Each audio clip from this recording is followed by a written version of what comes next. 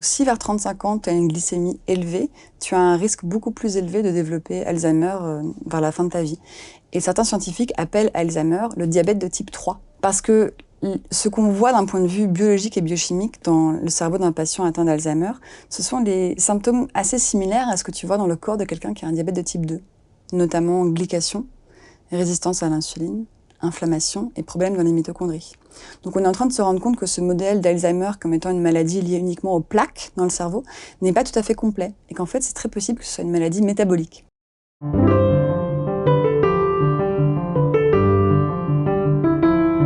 On croit souvent à tort qu'il n'y a que les diabétiques qui doivent faire attention à leur taux de glucose. En réalité, ça nous concerne tous. Voilà la révolution, la glucose révolution que propose Jessie Inchauspé, dont le livre vient de paraître aujourd'hui en poche. En réalité, comprendre le glucose, son rôle, comprendre qu'est-ce qui se passe quand on a des pics de glucose, c'est essentiel pour notre bien-être physique, mais aussi, et là c'est plus surprenant, notre propre bien-être psychique. Vous allez voir, Jessie est passionnante, claire, et en plus son discours est extraordinairement pratique. Bonjour Jessie, j'ai hâte de savoir, grâce à toi, un peu plus sur le glucose, parce qu'au fond, grâce à toi, on commence à comprendre que la question du glucose ne concerne pas que certaines personnes qui souffrent de diabète, mais c'est une question qui nous concerne tous. Alors, mais c'est quoi le glucose? Bonjour Fabrice, très bonne question. Alors le glucose, c'est l'énergie préférée de notre corps. Donc chaque cellule de notre corps utilise du glucose pour avoir de l'énergie. Donc maintenant, si je contracte ma main comme ça, et je la ferme et je l'ouvre, les cellules de mes doigts utilisent du glucose pour faire ce mouvement. En ce moment, les cellules de nos deux cerveaux, utilisent du glucose pour réfléchir, avoir cette conversation. Si vous écoutez cet épisode, les cellules de votre cœur sont en train d'utiliser du glucose pour pomper du sang dans votre corps. En gros, chaque partie du corps utilise du glucose. C'est une molécule essentielle à la vie. Okay ? Ça, c'est la première chose à savoir. En tant qu'être humain, la manière principale dont on apporte du glucose à notre corps, cette molécule essentielle, c'est en mangeant. Et en mangeant deux catégories d'aliments. Les féculents, donc pain, pâtes, pommes de terre, riz, flocons d'avoine, etc. Et les choses sucrées qu'on appelle les sucres. Donc par exemple une banane ou un gâteau au chocolat. Okay ? Il est facile de penser que si on veut avoir un maximum d'énergie, et si les féculents et les sucres apportent du glucose, donc de l'énergie au corps, ben il faut juste manger un maximum de féculents et de sucre toute la journée pour avoir un maximum d'énergie. Ça peut être une conclusion assez logique. Eh bien, en fait, biologiquement, ça marche pas comme ça. J'aime beaucoup prendre l'exemple d'une plante. Donc, il y a une très belle plante ici à côté de moi.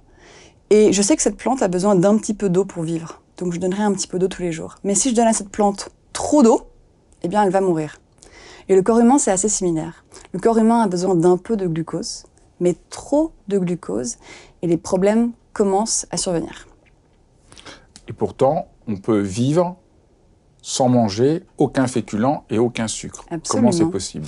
Parce que si on n'apporte aucun glucose à travers notre alimentation à notre corps, comme c'est une molécule si essentielle, le corps peut la fabriquer de l'intérieur. Donc chaque animal, chaque plante a besoin de glucose pour vivre. Donc si je mange des légumes verts, des choux de Bruxelles, du fromage, du poisson, tout ça qui ne contient pas de glucose, mon corps est capable d'en fabriquer aussi. De l'intérieur. Donc par exemple, si on prend l'exemple, je sais pas, d'un poisson ou d'un dauphin. Le dauphin également a besoin de glucose dans chacune de ses cellules pour vivre. Mais le dauphin ne mange pas de féculents ni de sucre. Le dauphin ne mange que des protéines et des graisses animales. Okay ? Eh bien, tous les corps des mammifères, ainsi que notre corps, peut fabriquer du glucose de l'intérieur, à partir de protéines, à partir de graisses. Et en fait, chaque cellule du corps peut switcher, et au lieu d'utiliser du glucose, peut utiliser des graisses pour fabriquer de l'énergie. Sauf notre cerveau, en partie, et certaines cellules sanguines. Voilà, enfin bon, ce qu'il faut savoir, c'est que c'est quand même une façon assez pratique d'apporter ce glucose à notre corps, de manger des féculents et des sucres. On n'est pas obligé de le faire, mais la plupart d'entre nous, on le fait quand même. Et d'ailleurs, la plupart d'entre nous apportons trop de glucose au corps. Et c'est de là que surviennent beaucoup de problèmes. Donc, le problème, c'est pas le glucose, c'est les pics de glucose. Exactement, c'est la vitesse à laquelle on donne du glucose au corps. Alors là, on pourrait dire que le coup de génie que tu as eu, c'est d'inventer des manières de dessiner, ce que je renvoie dans ton livre, plein de dessins pour montrer concrètement ce que c'est un pic de glucose. Exact. Alors ça, c'est une idée, quelque chose qui est peu connu. On entend parler souvent que le sucre, c'est pas très bon. On a tous vécu que quand on mange un peu trop de sucreries ou trop de gâteaux, on sent pas très bien après. On connaît les régimes, le régime cétogène ou plein de régimes qui essayent de nous faire réduire le sucre. Mais le lien avec le pic de glucose, moi en tout cas, avant de te lire, j'avais pas rassemblé les pièces du puzzle pour dire ah oui, mais évidemment, c'est ça. Faire la connexion. Bah, peut-être on pourrait ici raconter un peu comment t'en es venu à comprendre, parce que c'est un long parcours pour réussir à comprendre le pic de glucose. Absolument. Avec plaisir, Fabrice. Alors écoute, mon intérêt pour la santé a commencé à l'âge de 19 ans. À 19 ans, j'ai eu un grave accident. En sautant d'une cascade en vacances, une de mes vertèbres a explosé et ma colonne vertébrale s'est cassée. J'ai subi une opération très lourde, assez difficile. Aujourd'hui, j'ai beaucoup de métal dans ma colonne vertébrale. Physiquement, j'ai beaucoup souffert pendant plusieurs mois, mais mon corps a guéri. Mais à la suite de cet accident, j'ai commencé à développer beaucoup de problèmes psy. Anxiété, dépression, dissociation. Quand je me regardais dans le miroir, j'avais une attaque de panique. Je me disais, mais qui est cette personne? Je regardais mes mains, j'étais là, mais à qui sont ces mains? Le simple fait d'exister est devenu la chose la plus horrible et que je pouvais imaginer. C'était très étrange. Alors qu'avant, tu vois, j'avais jamais eu de problème psychologique. Là, je me suis retrouvée dans un enfer total. Le soir, en me couchant, j'avais peur de mourir pendant la nuit, tous les soirs. C'était vraiment difficile et pour la première fois de ma vie, j'ai commencé à avoir ces expériences très douloureuses. Et donc, je me suis rendu compte à 19 ans que ma santé, c'était la chose la plus importante de ma vie. Et que si mon cerveau n'allait pas bien, c'était très difficile de faire autre chose, en fait. C'était très difficile d'étudier, d'être avec mes amis, ma famille, de faire les choses que j'aimais. Je me suis rendu compte que ma santé, c'était la priorité numéro 1. C'était la base de ma vie. Et donc, j'avais un choix, en fait, si tu veux. La vie était devenue vraiment trop douloureuse pour moi. Et je me suis dit, OK, ce que je peux faire quand même, c'est essayer de comprendre mon corps. Essayer de comprendre mon cerveau, essayer de comprendre ce qui se passe dans cette espèce de boîte noire que je ne comprenais pas et qui me faisait souffrir sans que je comprenne vraiment ce qui se passait. Donc, je suis partie faire un master en biochimie aux États-Unis pour commencer à comprendre le fonctionnement du corps. Puis ensuite, je suis partie en Californie, bosser dans la génétique pendant 5 ans. De nouveau parce que je me suis dit, si je comprends mon ADN, peut-être que je vais comprendre mon corps et comment aller mieux. Alors, ni le master en biochimie, ni le travail en génétique ne m'ont aidé. Alors là, c'est vraiment passionnant parce que on pourrait croire, et aujourd'hui beaucoup de gens expliquent, que si on comprend l'ADN, on va comprendre nos maladies et que ça va être la solution. Donc, si je peux reformuler, donc tu te poses vraiment des questions, comment être en bonne santé, tu réfléchis un peu de manière, disons, vraiment logique et cartésienne, et tu te dis, si je comprends l'ADN, je vais pouvoir comprendre comment être en bonne santé. Tu es vraiment dans une des entreprises de pointe sur la recherche de l'ADN. Et là, qu'est-ce qui te déçoit? Ce qui m'a déçue, c'est que je me suis rendu compte que même si tu as une prédisposition génétique pour, je sais pas, un diabète ou un problème aux cataractes, en fait, ta prédisposition génétique augmente ton risque de 1, 2, 3, 4, 5%. Ce sont des tout petits changements de probabilité. Et en fait, ton ADN ne peut absolument pas te dire quoi faire aujourd'hui pour que demain matin, quand tu te réveilles, tu te sentes mieux. En fait, c'est une très bonne nouvelle. J'étais déçu, oui. Mais c'est quand même formidable nouvelle. Si. Nous ne sommes pas prédestinés par notre ADN, mais comment nous conduisons notre vie détermine beaucoup de choses quant à notre santé. Donc ça, c'est quand même une bonne nouvelle. C'était une bonne nouvelle. Je vois ce que tu veux dire. Pour moi, c'était pas une bonne nouvelle parce que je savais pas quoi faire pour aller mieux. Donc j'étais là, ah zut, encore quelque chose de raté, encore quelque chose qui ne va pas m'aider. Mais je vois très bien ce que tu veux dire. Et après, un peu hasard, l'entreprise dans laquelle je travaille commence à réfléchir sur le glucose. Exactement. Donc une expérience pilote est menée pendant laquelle l'entreprise propose à 5 personnes dans la boîte de porter un capteur de glucose. Donc, ces machines qui ont été faites pour les personnes atteintes de diabète pour mesurer en temps réel leur taux de sucre dans le sang et voir en fait la courbe glycémique sur son téléphone. Et je ne sais pas pourquoi, mais tout de suite, j'ai levé la main. Je fais, ah, moi, je veux le faire. Peut-être parce que justement, je me sentais tellement déconnectée de mon corps que je me suis dit, bon, bah, tout est bon à prendre, peut-être quelque chose à comprendre ici. Et ce moment a vraiment changé ma relation à mon corps et m'a mis enfin sur le droit chemin de la guérison, je t'explique. Et j'ai commencé à me rendre compte que les journées où j'avais le plus de pics et de creux de glucose, donc si tu veux, sur mon téléphone... Donc, tu avais quelque chose qui mesurait, un capteur qui mesurait minute après minute, sur toute la journée, quel était ton niveau de glucose. Exactement. Et là, surprise, tu constates qu'il y a des pics et des creux. Et je pensais qu'en tant que personne non diabétique, mon glucose serait juste stable toute la journée. Mais, à ma grande surprise, j'ai vu qu'il y avait des grands pics, des grands creux. Et surtout, j'ai remarqué que les jours où j'avais le plus de variabilité, donc les jours où ma glycémie ressemblait le plus à des montagnes russes, le moins bien je me sentais psychologiquement dans ma tête. Le plus j'étais anxieuse, j'avais des symptômes de dépression, j'étais pas bien dans mon corps. Les jours où ma glycémie était stable, j'allais beaucoup mieux. Je sentais plus de clarté dans mon cerveau, j'étais plus apaisée, plus calme, je me sentais plus connectée à mon corps. Et donc là, Fabrice, moi, ça faisait 10 ans que j'étais perdue et que je cherchais des réponses.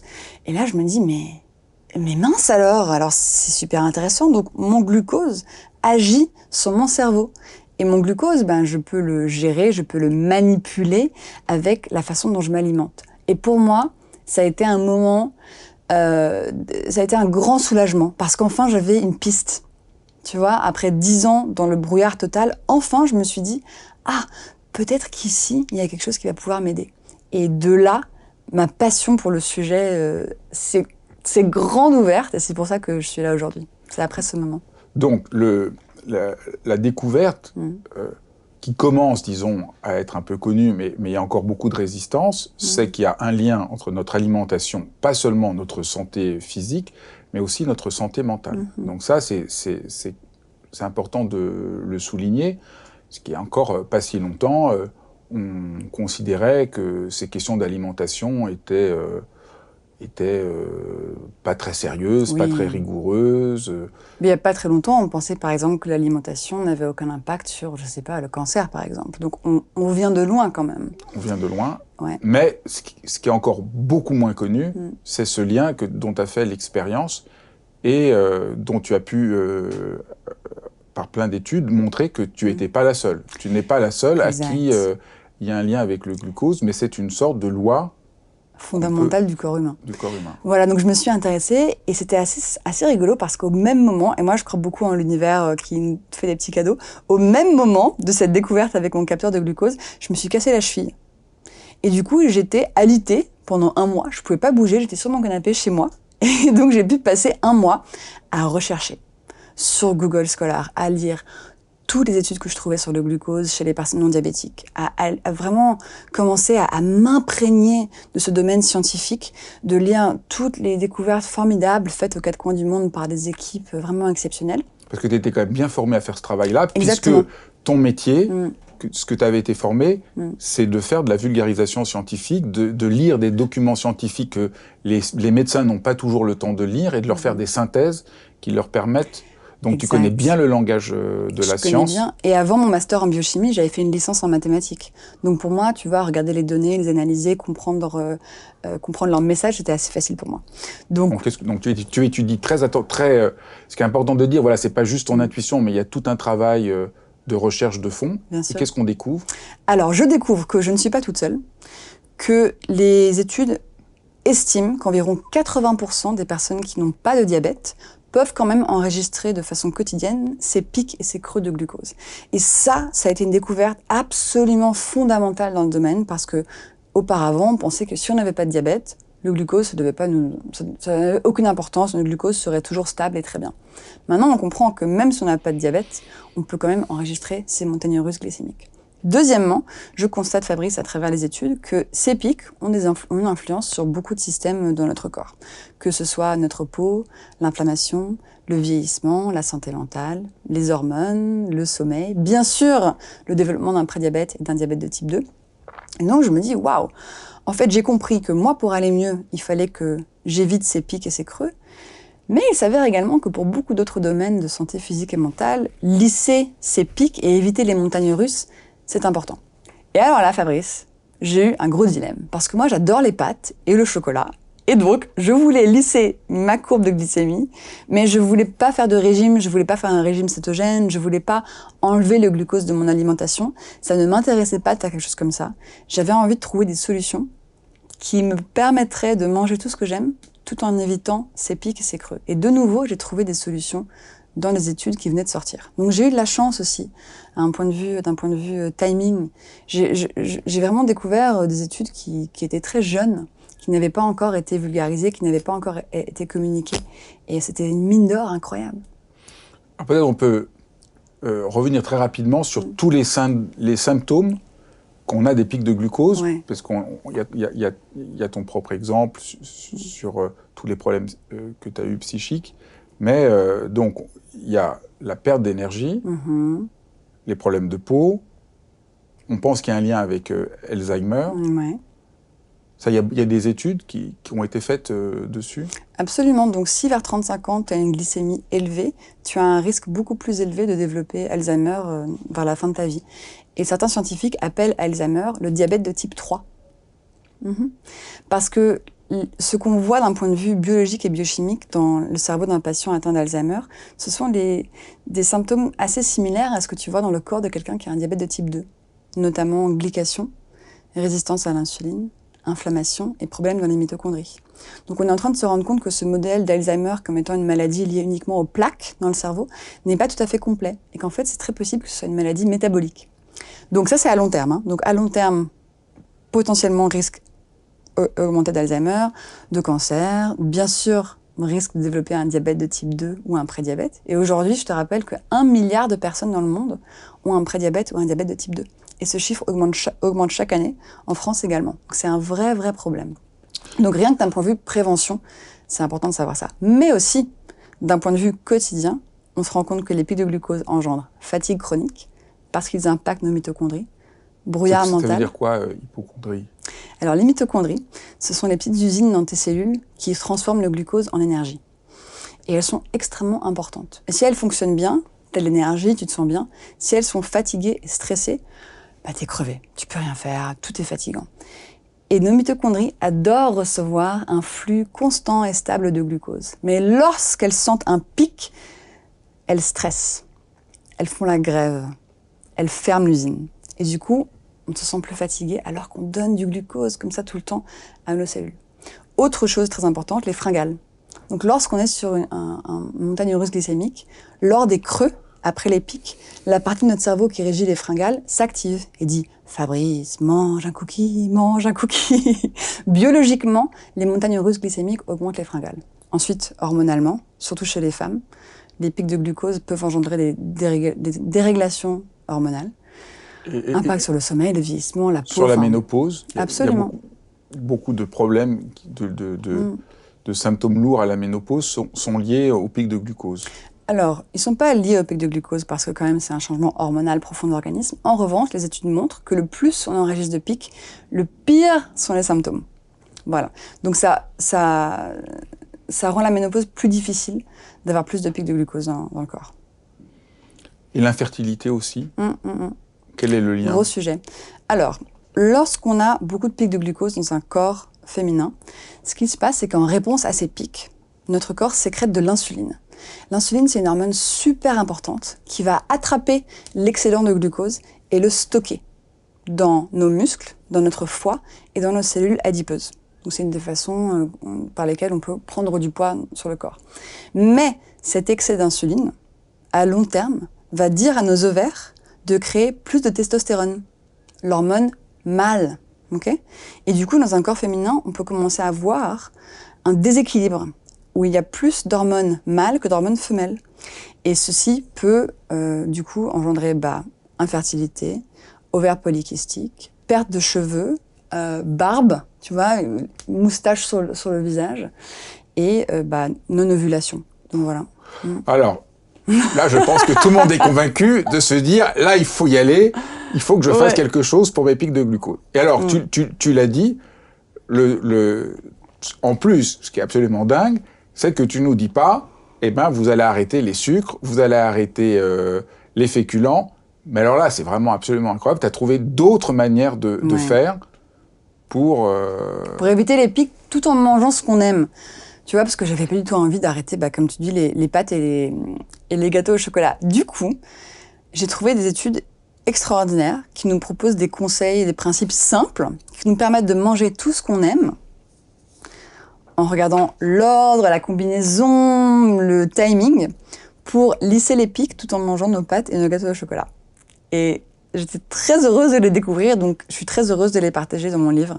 Et ça, c'est vraiment ce qui fait la force de cette méthode et cette philosophie, ce sont les conseils. Alors, le premier conseil, c'est de manger dans le bon ordre. Ouais. Alors, les études scientifiques nous montrent que si on mange les aliments d'un repas dans un ordre spécifique, on peut réduire le pic de glucose du repas jusqu'à 75%, sans changer ce qu'on mange ni la quantité. Okay. Cet ordre idéal, c'est les légumes en premier, ensuite les protéines et les graisses, ensuite les féculents et les sucres. Donc par exemple, si tu as un repas avec, je sais pas, du poisson, du riz, un avocat et un cookie et des brocolis. Alors, il faut commencer. L'avocat. Brocoli d'abord. Ah, brocoli d'abord. Brocoli d'abord, ouais. Ah. Parce que l'avocat, je mets plutôt dans la section matière grasse. Donc il faut manger les brocolis. Ça, c'est plus original. Les brocolis en premier, ouais. Les brocolis en premier, ensuite le poisson de l'avocat, ensuite le riz et le dessert. Alors, je pense qu'il faut rappeler quand même qu'il y a une théorie scientifique et puis il y a la mise en pratique. Tu n'es pas obligé de séparer ton assiette complètement, mais juste garde en tête que les légumes en premier, c'est extrêmement important. Alors, pourquoi c'est important? Pourquoi ça marche? Parce que les légumes contiennent des fibres. Et les fibres, lorsqu'on les mange en premier, elles ont le temps de tapisser notre système digestif et de créer une sorte de bouclier protecteur qui fait que les molécules de glucose qui arrivent plus tard dans le repas passeront moins rapidement dans le sang, grâce à ce bouclier en fait qui les ralentit. Du coup, plus petit pic de glucose alors qu'on mange exactement la même chose. C'est quand même génial. On peut continuer à manger son dessert, mais exactement. Les brocolis d'abord. Les brocolis d'abord. Et du coup, on se sent mieux. Alors, comment on fait pour manger des brocolis d'abord? Parce qu'en plus, ce qui est absolument génial dans ce que tu fais, c'est que non seulement tu as le côté scientifique, tu as après les conseils, mais en plus, tu t'amuses beaucoup à donner des conseils très pratiques. Comment on fait pour manger des légumes d'abord? Comment on fait pour manger les légumes d'abord? On n'a pas trop envie de commencer un repas par manger des brocolis. Pourquoi pas? On aurait plus envie de manger... Moi, j'aurais plus envie de manger mon avocat d'abord. Ah, mais tu peux si tu veux. Oui, mais comment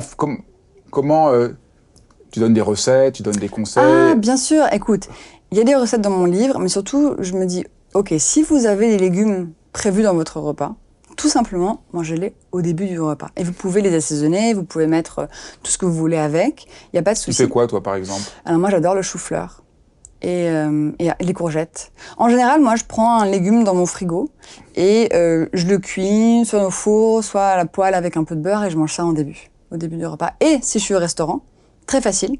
Tu demandes par exemple des haricots verts en entrée ou une petite salade avec du vinaigre, on en reparlera après.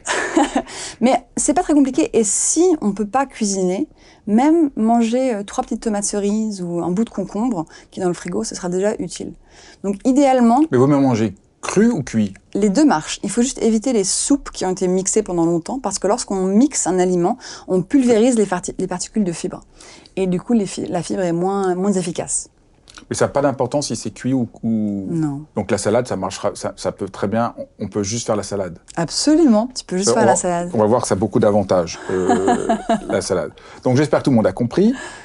Les légumes en premier, les féculents vers la fin du repas, sans changer la quantité de nourriture que l'on mange, sans changer ce que l'on mange, simplement en positionnant les légumes en entrée et les féculents en dernier, on réduit le pic. Du coup, on réduit l'inflammation, le vieillissement, on réduit les fringales, on se sent mieux. Et ça a un effet boule de neige positif pour le reste de la journée. Deuxième conseil, ajoutez des légumes en entrée dans tous vos repas. Donc, si on est quelqu'un, et ce conseil peut sembler être le même que le premier, mais ils sont un petit peu différents. Dans le premier, je vous dis, si vous aviez des légumes dans le repas, placez-les au début du repas. Dans le cas où vous n'êtes pas quelqu'un qui mange des légumes, eh bien, je vous conseille de prendre l'habitude d'ajouter une entrée à base de légumes dans vos repas, justement pour utiliser la force de la fibre. Et de nouveau, ça peut être très simple. Par exemple, une recette que j'adore faire en ce moment, c'est 5 tomates cerises coupées en deux avec un petit peu d'aneth et un petit peu de yaourt grec. Et tu fais une petite entrée très jolie, comme ça prend 2 minutes chrono. Et ça, super, grâce aux fibres dans les tomates, tu tapisses l'intestin et tu réduis le pic. Super.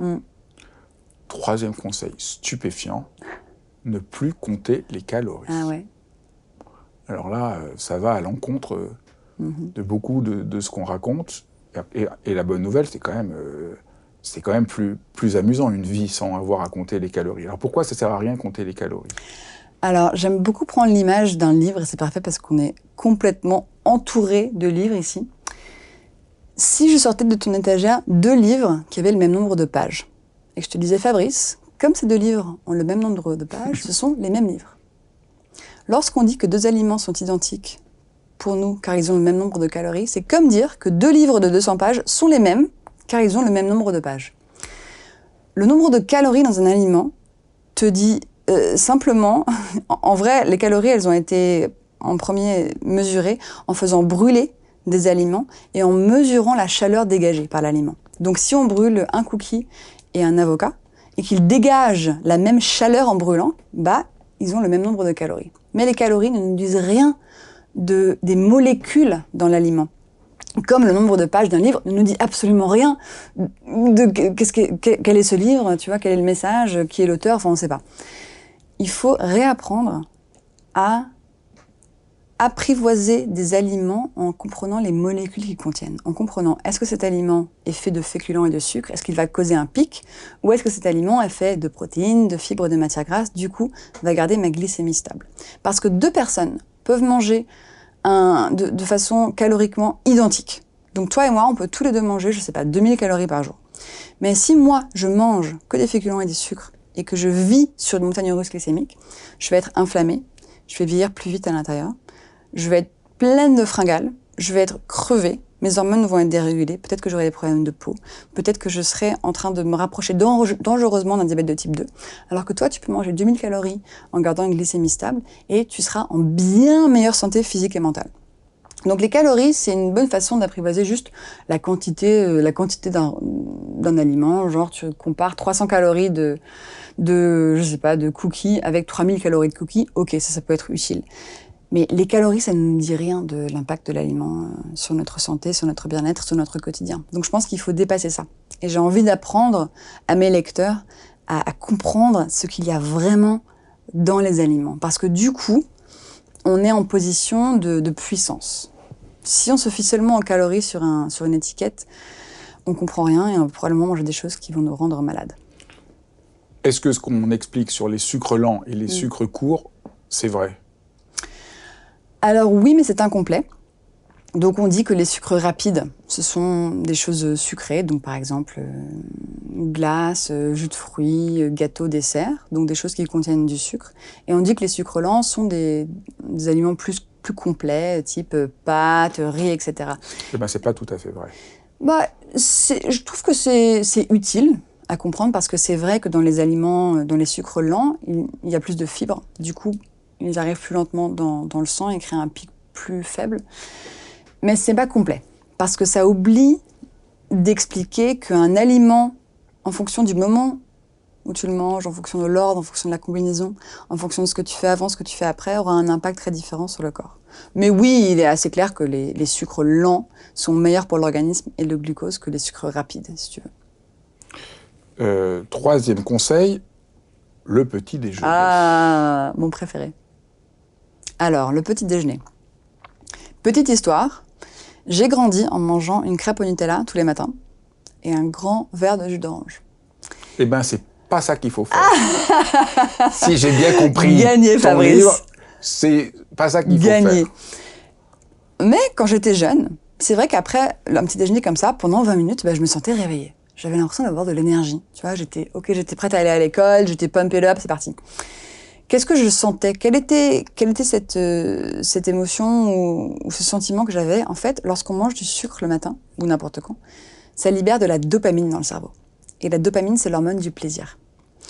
Et les êtres humains, on raffole. On adore la dopamine. Donc lorsqu'on mange quelque chose de sucré et qu'on se sent un peu genre « Waouh, je suis réveillé, je me sens bien, c'est parti », ça c'est de la dopamine, c'est pas de l'énergie. En mangeant sucré le matin, on obtient du plaisir, mais, comme je l'ai expliqué, on fatigue nos mitochondries. Et du coup, en interne, notre corps ne fabrique pas bien de l'énergie. Donc on est fatigué. La fatigue chronique s'installe. On continue à manger du sucre le matin en pensant que c'est ça qui va nous donner de l'énergie. On est de plus en plus fatigué. Moi, j'ai compris ça depuis très longtemps. Et chaque vrai fois que je vois partout les gens manger du pain avec de la confiture au petit déjeuner, je me dis « Ah, les pauvres !» Ouais. Qu'est-ce que tu manges au petit déjeuner, toi? Moi, rien. Rien. Mais moi, j'ai jamais supporté. Je me sens, si je mange au petit déjeuner, 2 heures après, je me sens mal. Alors, à la rigueur, quand je suis dans des endroits, je mange un peu de poisson ou une salade, mais je supporte pas. Donc, moi, j'ai pas été surpris. Moi, si je mange une tartine de pain avec de la confiture, je me sens tellement mal. Tellement mal. Moi, il faudrait me payer aujourd'hui, tu vois, pour manger un truc sucré au petit déjeuner. Et d'ailleurs, petite parenthèse, mais on n'est pas obligé de manger un petit déjeuner. Le concept, c'est que le premier repas de la journée doit être salé, au lieu d'être sucré. Donc, petit déjeuner salé. Voilà. Petit déjeuner salé. Quelle que soit l'heure à laquelle on le prend. Ce que faisaient un peu les Anglais. Ce qu'on faisait tous, en fait. Nous, on mangeait des pommes de terre et de la viande au petit déjeuner. Le concept que le petit déjeuner doit être un dessert, c'est une invention récente. Qui a beaucoup été fabriqué par l'industrie agroalimentaire, qui a inventé cette histoire qu'il faut manger des cornflakes bien sucrés. Exact. Et du jus d'orange. Et on ne se rend pas compte à quel point c'était une pure manipulation. D'où vient cette idée qu'il faut boire du jus d'orange au petit déjeuner? Je pense qu'il y a eu des producteurs d'orange qui se sont dit, il faut qu'on épuise le stock et puis ça vend bien. Et comme je te dis, comme le sucre libère de la dopamine, c'est très facile de rendre les gens accros aux choses sucrées. Que ce soit les céréales ou les jus. Il y a 2 choses importantes. Les jus de fruits. Ouais. Attends, on va y revenir après. D'accord. Attends. Je vais raconter un peu plus le petit déjeuner salé parce que c'est important.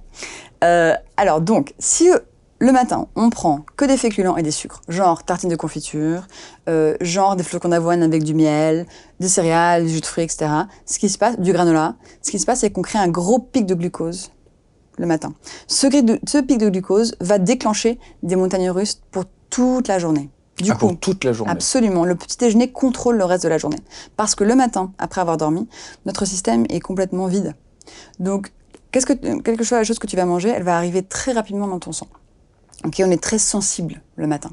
On est très vulnérable le matin, d'un point de vue digestif et glycémique. Donc, le pic de glucose au petit déjeuner va déclencher les montagnes russes pendant toute la journée. Donc, un cycle addictif où toutes les 2 heures, on aura envie de quelque chose de sucré. J'entends beaucoup, on me dit beaucoup, oui, moi je suis addict au sucre, j'ai envie de plus être addict au sucre. Et en général, on se rend pas compte que cette addiction, on la provoque avec un petit déjeuner qui crée un gros pic de glucose. Du coup, qu'est-ce qu'on fait? On passe à un petit déjeuner salé, ce qui veut dire un petit déjeuner basé autour de protéines, avec des bonnes matières grasses. Si on veut des féculents, genre du pain, des pommes de terre, des flocons d'avoine, on peut, mais ils doivent être là en accompagnement. Ça ne peut pas être... les féculents ne peuvent pas être le personnage principal du petit déjeuner.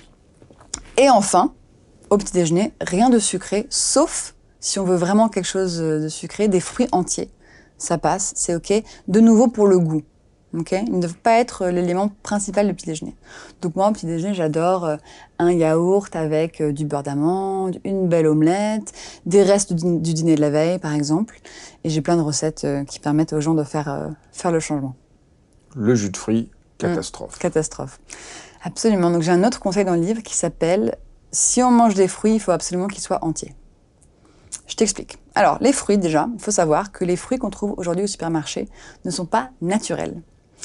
Si aujourd'hui tu vas au supermarché et que tu vois une banane, on a tendance à penser que c'est magnifique, c'est naturel, ça vient d'une plante, c'est super, c'est le cadeau de la nature. En fait, les bananes, les oranges, les pommes qu'on trouve aujourd'hui dans le commerce sont des fabrications humaines. De la même manière que les hommes ont croisé des loups gris pour faire toutes sortes d'espèces de chiens, dont par exemple des chihuahuas, pour le kiff, eh bien, les humains ont croisé les fruits depuis des milliers d'années pour les rendre beaucoup plus sucrés. Et beaucoup moins de fibres. Et beaucoup moins de fibres. Donc si tu compares une banane ancestrale à une banane moderne, la banane ancestrale est toute petite, elle est pleine de fibres, elle est pleine de pépins, et elle n'est pas très sucrée, et elle est difficile à manger. Aujourd'hui, les fruits, ce sont des desserts. Donc, comme on voit bien avec le raisin. Quand j'étais petit, il y avait de la peau, il y avait des pépins. Maintenant, ils sont beaucoup plus sucrés, de plus en plus gros et plus de pépins. Ouais, ce sont devenus des desserts. Ceci étant dit, si on veut manger quelque chose de sucré, les Donc fruits... c'est pas si bon, Alors les bon, fruits. écoute, C'est moins bon que ce qu'on dit. je pense qu'il faut juste comprendre d'où ils viennent. Parce que si tu veux manger quelque chose de sucré, les fruits entiers, c'est toujours la meilleure chose à manger, car ils contiennent des fibres. Et les Donc, fibres, c'est utile. Mais il y en a moins qu'avant. Absolument. Donc, c'est mieux les fruits que les jus de fruits. Bon, je ne t'ai Ouais. pas laissé finir sur les jus de fruits, mais c'est pas si bon. Ça a changé. Il faut juste comprendre que les fruits ne sont pas des cadeaux de la nature, ce sont des inventions humaines. Mais il faut en manger ou il faut en manger moins? Est-ce qu'il y a des fruits qui sont meilleurs que d'autres? Les fruits rouges, tu dis que c'est Les meilleur. fruits rouges sont mieux parce qu'ils contiennent moins de sucre. J'ai pas envie de dire que les fruits c'est pas bon parce que c'est pas vrai. Je pense que les fruits c'est quelque chose de très bien à avoir dans son alimentation. Il faut juste comprendre qu'ils sont sucrés. Donc il faut éviter de les manger sur un estomac vide par exemple. Il faut éviter d'en manger des Donc voilà, quantités manger à énormes. 4 heures une banane en se disant voilà, c'est un fruit, c'est bon. Ben non. C'est ça que tu diras. C'est pas. Je pense que c'est toujours ok de manger un fruit entier, même s'il est seul. Mais la banane à 4 heures, ce que tu peux faire, c'est ajouter ce que j'appelle des vêtements. Ajouter des vêtements, en fait, sur les sucres pour réduire leur pic. Par exemple, tu manges la banane avec 3 amandes, avec un bout de fromage, ça va réduire le pic. Mais pour... Ouais, mais ça c'est déjà très intéressant parce que voilà, on pouvait croire avant. Bon, bah, si je mange une banane, c'est quand même pas comme manger un cookies, il n'y a pas de problème. C'est vrai. Mais c'est quand même pas. C'est moins pire qu'un cookies. Bien moins pire. Mais c'est moins bien que de manger un demi-avocat à 4 heures. Absolument. Donc ça, c'est intéressant, disons, de... Je suis d'accord avec toi. Et pour revenir une seconde aux fruits, donc tu as compris maintenant, ce sont des inventions humaines qui sont très sucrées. Et le problème survient lorsqu'on les transforme encore plus. Donc lorsqu'on les transforme en smoothie, lorsqu'on les transforme en jus. Par exemple, lorsqu'on fait un jus de fruits, qu'est-ce qu'on fait? On enlève et on jette toute la fibre, toute la partie solide du fruit. On extrait seulement l'eau et le sucre du fruit. Donc un jus de pomme, c'est juste un grand verre d'eau avec beaucoup de sucre dedans. Et ton corps ne fait pas la différence entre du sucre qui vient d'une pomme ou du sucre qui vient d'un gâteau au chocolat. D'un point de vue moléculaire, c'est la même chose. Donc un jus de pomme pour le corps, c'est pareil que de boire un grand verre d'eau avec du sucre dedans. Certes, il y a des vitamines dedans, mais il faut comprendre que les jus de fruits engendrent des gros pics de glucose. Donc moi, je les traite, les jus de fruits, comme un dessert. Tu vois? Clairement pas au petit déjeuner. Surtout si on a des problèmes d'énergie, de fringales. Autre conseil, vous voulez manger du sucre, Ouais. pas de problème, mais en dessert. Exactement. Donc vous voulez manger un cookie, vous voulez manger un fruit, vous voulez manger un jus de fruits, pas n'importe quand, mais en dessert, et ça passera. De nouveau, il faut réfléchir à son estomac et à son système digestif un petit peu comme un évier avec un tuyau en dessous.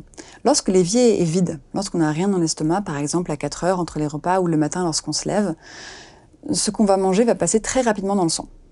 Donc, si on se lève après avoir jeûné toute la nuit et qu'on boit un jus de fruits, les molécules de glucose vont passer super vite dans le sang. Elles vont arriver très vite parce qu'il n'y a rien pour les ralentir. Si on prend le même jus de fruits après un repas, eh bien, les molécules de glucose du jus de fruits vont être ralenties par ce qu'il y a dans ton estomac du repas, du coup arriver moins vite dans le sang. Du coup, tu as quand même le plaisir et la dopamine, mais avec moins de pics de glucose. Donc si on veut manger quelque chose de sucré, en dessert, c'est toujours une meilleure idée que entre les repas ou sur un estomac vide. Ça, c'est un conseil très facile. Et moi qui adore les pâtisseries et les sucreries, maintenant, j'en mangerai jamais à 4 heures. Si je vois quelque chose de super bon à la boulangerie à 15 heures, je l'achète et je le mange au dessert, le soir. C'est important de revenir sur pourquoi on a une telle fringale de sucre. Parce que, voilà, beaucoup de gens sont pris par une fringale de sucre. Tu as expliqué un peu qu'on a besoin de dopamine. C'est vraiment important. On n'a pas besoin de dopamine, mais on en raffole. On en raffole. Peut-être tu peux raconter l'expérience qui a été faite avec les souris. Moi, j'ai trouvé que ça m'a... Ouais. On comprend qu'en fond, c'est pas que de notre faute si on est prisonnier, qu'on a envie de manger des gâteaux, du sucre, du chocolat. Il y a quelque chose dans notre organisme qui nous fait que on en est fou, et les malheureuses souris... Donc une étude a été faite qui permettait à des souris de libérer de la dopamine dans leur cerveau en activant un levier. Donc elles étaient connectées à une machine qui faisait ça. Et les pauvres petites souris, elles ont activé le levier sans s'arrêter. Elles ont libéré la dopamine non-stop dans leur cerveau. Elles ont oublié de manger, de boire, de dormir. Elles étaient devenues complètement accros à la dopamine. Parce que ce qui est vrai, c'est que lorsque la dopamine est disponible, eh bien, on en a vraiment beaucoup envie. Et les chercheurs ont dû arrêter l'expérience parce que les souris allaient mourir, parce qu'elles ont complètement oublié leurs besoins fondamentaux de par leur addiction à cette libération de dopamine dans le cerveau. Donc c'est comme une sorte de drogue. Absolument. Et d'ailleurs, beaucoup de drogues libèrent de la dopamine dans le cerveau. Jouer au casino, ça libère de la dopamine dans le cerveau, par exemple. Beaucoup de drogues illégales libèrent de la dopamine dans le cerveau. C'est quelque chose qui est extrêmement addictif pour les êtres humains. Et le sucre libère de la dopamine également. Donc, l'addiction au sucre devrait être pensée comme une forme de drogue. Et donc, on est pris dans les mêmes mécanismes d'addiction que d'autres formes d'addiction. Et c'est pour ça que tout le travail que tu proposes, c'est pas juste changer son alimentation pour aller mieux, mais c'est aussi se libérer d'une forme très pernicieuse d'addiction. Et donc, je pense que c'est une bonne nouvelle pour ceux qui nous écoutent, parce que si vous êtes pris par l'addiction au sucre, c'est pas que vous êtes faible et que vous manquez de volonté, c'est que vous êtes vraiment pris par des mécanismes très très archaïques qui sont dans notre cerveau et auxquels il est difficile de résister. Et il se passe deux choses. Donc d'une part, la dopamine est addictive. D'autre part, lorsqu'on est sur une montagne russe glycémique, comme je te l'ai expliqué, lors des creux, la partie du cerveau qui régit les fringales s'active parce que notre cerveau repère ce taux de glucose bas ou en chute après un pic et se dit « Ouh là là là là, on manque de glucose, attention, attention, il faut trouver quelque chose à manger ». Et ça, c'est un système archaïque qui vient de l'époque où la nourriture était difficile à trouver, qui nous signale « Attention, glucose est bas, il faut manger quelque chose de sucré le plus rapidement possible ». Le problème, c'est qu'aujourd'hui, ce taux de glucose bas, on l'enregistre plusieurs fois par jour après les grands pics qu'on s'inflige après des repas qui augmentent notre glycémie. Du coup, la dopamine est addictive. Deuxièmement, on est sur cette montagne russe qui active la partie fringale des cerveaux. Donc, on est complètement prisonnier. La bonne nouvelle, c'est que tous les matins, le compteur se remet à zéro. Donc, tous les matins, par exemple, demain, si vous faites le choix de prendre un petit déjeuner salé plutôt que sucré, votre glycémie va y répondre immédiatement. Et vous aurez l'expérience d'une journée sans montagne russe, sans addiction liée à cette activation de la partie fringale du cerveau. Donc c'est ça qui est génial, c'est qu'on a énormément de pouvoir et qu'on peut changer les choses très rapidement. L'autre grand conseil, que moi je suis content parce que je l'avais découvert tout seul, donc je suis assez fier, c'est le vinaigre. Raconte-moi. Moi, je m'étais rendu compte que prendre un peu de vinaigre, d'abord moi, à la différence de plein de gens, j'adore ça, et je me rendais compte que je me sentais beaucoup mieux. Ouais. Et comme de temps en temps j'avais des problèmes, je me sentais pas très bien, je sentais mal à l'estomac, je me rendais compte que paradoxalement, le fait de prendre un peu de vinaigre... C'est génial, t'es trop fort. Ah ouais, je suis assez impressionné. En plus, moi, je sais pas pourquoi les gens trouvent que c'est pas bon. Moi, je trouve que c'est juste... moi, j'adore. Ouais, moi, j'adore aussi. J'adorais les cornichons. J'avais une sorte de... Je trouve toujours que c'est formidable. Chez moi, il y a toujours au moins un bocal de cornichons. Quand j'ai un peu faim, je mange un peu de cornichons. T'es trop fort. Plutôt que manger du... Après, je mange aussi quand même un peu de chocolat, mais j'aime beaucoup les cornichons. Est-ce que tu manges des cornichons avec le chocolat en même temps? J'avais pas fait jusqu'à présent, mais peut-être qu'après notre rencontre... Je rigole. Peut-être qu'il faut manger d'abord... Le cornichon. Attendre quelques minutes. Bah ouais. On peut attendre jusqu'à 20 minutes et on peut prendre le chocolat. Et si j'ai bien lu, si je mange du chocolat et que je n'ai pas pris mes cornichons avant, je peux les prendre jusqu'à 20 minutes après. Exact. Ça marchera aussi, un peu moins bien, mais ça marchera quand même. Tout à fait. J'ai bien compris. T'as très bien expliqué. Alors, je vais expliquer pourquoi le vinaigre et les choses qui contiennent du vinaigre, dont les cornichons, pourquoi ça aide notre taux de glucose. Et je t'avoue que j'étais très surprise quand j'ai découvert ces études. Parce que c'est vrai que c'est assez surprenant de se dire que le vinaigre a un impact bénéfique sur le glucose. On se dit, mais pourquoi? En même temps, le vinaigre, c'est là depuis super longtemps. Donc, il doit y avoir une raison. Le vinaigre contient une molécule qui s'appelle l'acide acétique. Et l'acide acétique, c'est une de mes molécules préférées. Et cette molécule est géniale. L'acide acétique fait deux choses dans notre corps.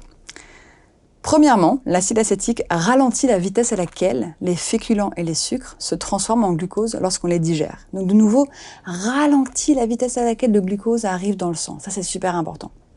Deuxièmement, l'acide acétique va parler à tes muscles. Okay, tous les muscles de ton corps, et leur dit « Chers muscles, s'il vous plaît, absorbez plus de glucose que d'habitude, tout de suite, tout de suite. » Donc, tes muscles vont absorber plus de glucose dans ton sang. Donc, on a, d'un côté, le glucose arrive plus doucement dans le sang, de l'autre côté, il est absorbé rapidement par tes muscles. Du coup, le pic de glucose du repas est réduit. Et comment on fait pour avoir cet effet? Très simplement, dans un grand verre d'eau avant un repas, on prend une cuillère à soupe de vinaigre. Ça peut être n'importe quel type de vinaigre. Vinaigre blanc, vinaigre balsamique, vinaigre de riz, tout ce que tu veux. Moi, mon préféré, Ouais. c'est le vinaigre de cidre. Ah oui, En c'est plus, il y a du délicieux. vinaigre de cidre bio, qui sont super bons. Grave. Ça vaut vraiment la peine d'explorer. Il y a plein de producteurs qui en font. Ouais. Moi, j'ai une sorte de C'est comme collection. du vin, en fait. Il y a Ah tellement ouais. de producteurs, c'est génial. Ah oui, les gens n'ont pas du tout idée. Ils pensent juste le pauvre vinaigre blanc qui est pas si bon, mais il y a des vinaigres, c'est délicieux. Absolument. On peut les garder au frigo aussi, donc c'est plus facile à boire. On peut en faire un thé, on peut en faire une sauce pour la salade, on peut en faire des cornichons, il y a plein de façons de le prendre. Et ça, c'est super efficace. Donc le conseil, c'est, si vous vous trouvez à un moment face à une situation où vous allez manger des pâtes, vous allez manger un gâteau, vous allez manger quelque chose qui va faire un pic de glucose, une petite boisson au vinaigre avant, et voilà, ça va aider votre corps. Et ceux qui ne veulent pas, juste une salade verte avec du vinaigre. Oui, et ceux qui veulent rien faire, ne faites rien, ne m'écoutez pas. Alors ça, c'est très important. Vous n'avez pas besoin de m'écouter. Si vous vous sentez très bien, que vous n'avez aucun souci, continuez votre vie. Mais la salade, disons, manger une salade en entrée, Ouais. ce qu'on faisait souvent, c'est une très bonne idée parce qu'il y a le vinaigre, ça passe l'air de rien. Il y a les fibres et le vinaigre, c'est génial. Donc, il y a quand même un savoir qu'on a un peu oublié, mais voilà. Moi quand j'allais chez ma grand-mère, on mangeait toujours une salade ou des tomates en salade. Donc il y avait le vinaigre, il y avait les fibres, et au fond, ce que tu nous rappelles, c'est des choses que ma grand-mère savait déjà en grande partie. C'est du bon sens, Fabrice. En fait, maintenant, la science moderne, confirme des choses. La science confirme et nous rappelle un peu à l'ordre. Nous montre que le bon sens, les traditions culturelles, mais autour du monde, en fait, étaient bonnes pour notre santé. Au Japon, quand j'étais au Japon, ils font ça. Ouais. Le petit déjeuner est salé. J'ai jamais été aussi bien de ma vie. Ouais. Ah, c'était juste moi qui mange pas de petit déjeuner, j'en mangeais tout le temps là-bas, la soupe miso, les algues, et on voit que en Italie, ils commencent par aussi des antipastilles, des légumes avec un peu d'huile et du vinaigre. Et donc, on voit que peut-être une certaine industrie publicitaire, agroalimentaire, nous a fait perdre de vue. Et donc, de ce point de vue-là... On s'est un peu égaré. C'est pour ça que ton livre aussi nous ramène à un savoir, un respect de la terre, parce qu'aussi toute cette industrie agroalimentaire détruit la terre, et donc il y a aussi toute cette vision. Absolument. Le dernier conseil, alors ça je suis très mauvais. Dis-moi, c'est lequel? C'est bouger. Ah, c'est vrai? T'as du mal? J'aime pas. Ok, bah je vais t'apprendre des petits trucs faciles que tu peux faire. Alors, comme je l'ai expliqué, chaque cellule du corps utilise du glucose pour de l'énergie, dont nos muscles. Et donc on peut utiliser ceci à notre avantage. Lorsqu'on bouge pendant 10 minutes après un repas, nos muscles, en se contractant, vont avoir besoin de glucose. Et le premier endroit où ils vont chercher ce glucose, ça va être dans le sang. Donc si on vient de manger quelque chose qui crée un pic, en utilisant nos muscles après notre repas, on va réduire le pic du repas. Alors, ça n'a pas besoin d'être compliqué, Fabrice. On peut marcher 10 minutes, tu peux ranger ton bureau, parce que c'est un peu le bordel. C'est vrai. Tu peux faire la vaisselle, tu peux danser dans ton salon, tu peux bien sûr aller à la gym ou faire un truc ça, c'est pas pour plus moi. compliqué. Ou sinon, tu vas aimer ça. Ok, mets les pieds par terre et fais des pompes des mollets. Voilà, ça pendant 10 minutes au bureau. Juste ça. Juste ça, parce que ton mollet contient un muscle qui s'appelle le muscle solaire et il est super fort à absorber du glucose. Donc ça, pendant 10 minutes, c'est super efficace. Ah, ça me plaît. Ah. Donc en fait, après manger, faire la sieste, c'est pas une si bonne idée. D'abord, je fais mes petits exercices et après, je peux faire la sieste. Exactement. Mais faire la sieste juste après manger, bon, je comprends, si t'as envie, t'as envie. Non, mais... Quand c'est facile. Tous ces conseils, c'est pour... Il faut les faire quand c'est facile, quand on a envie. Moi, j'estime que ces conseils sont dans le même registre que boire de l'eau, se brosser les dents, mettre de la crème solaire, tu vois. C'est clair. Non, mais c'est bien. Puis en plus, qu'on comprend, c'est bien. Alors, merci, parce que là, t'en parlais dans le livre, mais je voyais pas exactement comment faire. Là, en me montrant, parfait. C'est mieux. Les pompes des mollets, j'adore. Et personne ne te voit en plus. Tu vois, si t'es au bureau comme ça, discretos, 10 minutes, et tu as environ 1h30, 1h20 après la fin d'un repas pour utiliser tes muscles et pour qu'ils aient le temps d'absorber un petit peu du glucose du repas. Ça prend environ 1h30 pour le pic d'un repas, pour qu'il arrive à son maximum. Ben écoute, merci infiniment. J'espère que ça donnera envie à tout le monde de lire ton livre qui sort aujourd'hui en poche. C'est un livre vraiment passionnant à lire, on découvre plein de choses. Merci vraiment infiniment. Merci Fabrice. Merci d'avoir suivi ce dialogue. N'hésitez pas à écrire tous vos commentaires. J'ai un grand plaisir à les lire, à partager ce dialogue, à le faire connaître et à vous abonner pour ne pas manquer les prochains. Vous allez voir, des pépites vous attendent. Je vous dis à très vite et je vous embrasse tous.